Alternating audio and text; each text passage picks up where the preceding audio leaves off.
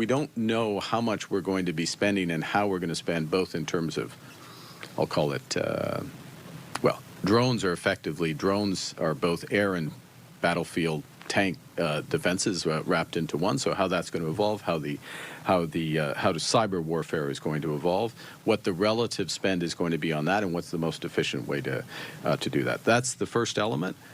The second element is whether the threat environment itself changes, because we should spend for the environment, not for some what could be an arbitrary number.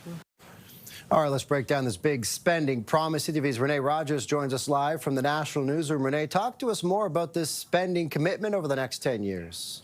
Hi, Scott. Well, it is pretty major. In fact, it is the biggest increase to our defense spending here in Canada since the Second World War. Prime Minister Mark Carney pledging that Canada will spend 5% of its gross domestic product on defense by 2035.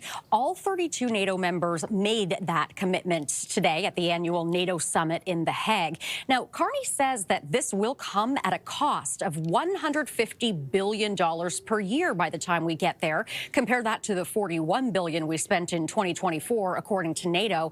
But Carney says the global threat is evolving, and therefore, so should our response. Take a listen. The threats to our own sovereignty are becoming more acute. With increasingly open Arctic waters and rapid advances in cyber, in AI, and quantum, with advanced missile capacities, we can no longer rely on our geography to protect us.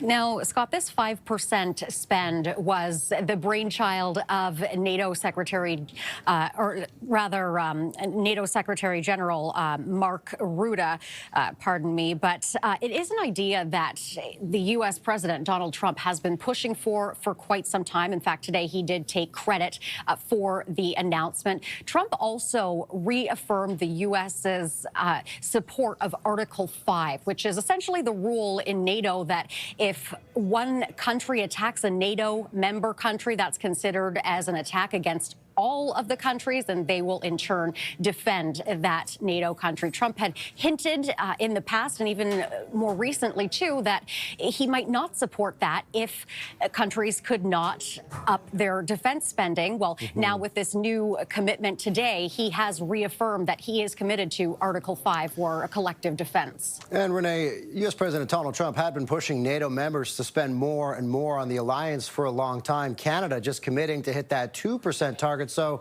the big question now is, how will Canada meet this new 5% target over the next decade?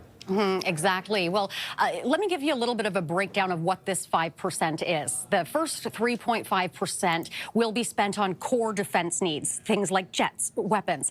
The remaining 1.5 will be on defense-related investments, such as infrastructure. Carney says we'll get there by a few different things. The development of critical minerals is a big one, and also selling more military equipment and technology that's made in Canada to ally nations. Now, Canada, to get to that 2% target that you were mentioning, has also previously committed to investing more in soldiers and equipment, expanding the military's capability.